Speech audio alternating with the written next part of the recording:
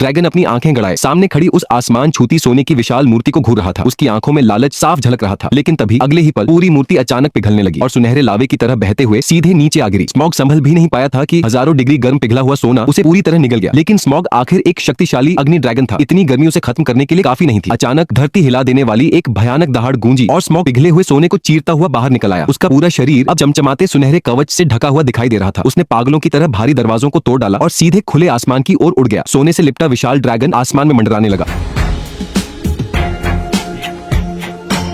फिर अचानक इंसानों के शहर की तरफ झपट पड़ा। स्मॉग ने अपना विशाल जबड़ा खोला और भयंकर आग उगल दी। कुछ ही पलों में पूरा शहर आग के समंदर में बदल गया। हर तरफ चीख पुकार मच गई। जो लोग किसी तरह बच पाए वे डर के मारे इधर उधर भागने लगे। तभी एक महान धनुर्धर तेजी से शहर की सबसे ऊंची मीनार पर चढ़ गया। उसका इरादा अपने तीर से इस खूंखार ड्रैगन का अंत करने का था। स्मॉग की चमड़ी लोहे जैसी मजबूत थी, साधारण हथियार उसकी रक्षा को छू भी नहीं सकते थे। ऐसे हमले उसके लिए किसी मजाक से कम नहीं थे। लेकिन इंसानों की बार बार की चुनौती ने उसके भीतर का क्रोध भड़का दिया। वह अचानक मुड़ा और उस निडर इंसान को आग में जलाकर राख करने के लिए उसकी ओर झपट पड़ा। लेकिन स्मॉग ने सपने में भी नहीं सोचा था कि उस धनुर्धर ने अपने बेटे से वह काला तीर ले लिया है, जो अकेला ऐसा अस्त्र था जो ड्रैगन का अंत कर सकता था। अपने पिता को सही निशाना लगाने में मदद करने के लिए बेटे ने बिना डरे खुद को तीर का सहारा बना लिया। उस पल पिता और बेटे के दिल जैसे एक साथ धड़क रहे थे। उनका निशाना सीधा स्मॉग की छाती पर मौजूद उस कमजोर जगह पर था, जहां उसकी एक बेशकीमती शल्क गायब थी। अगले ही पल काला तीर टूटते हुए उल्का की तरह आसमान चीरता हुआ निकला और सीधे स्मॉग के दिल को भेद गया। ड्रैगन दर्द से भरी भयानक चीख निकाल उठा और उसी के साथ उसकी पापों से भरी जिंदगी हमेशा के लिए खत्म हो गई।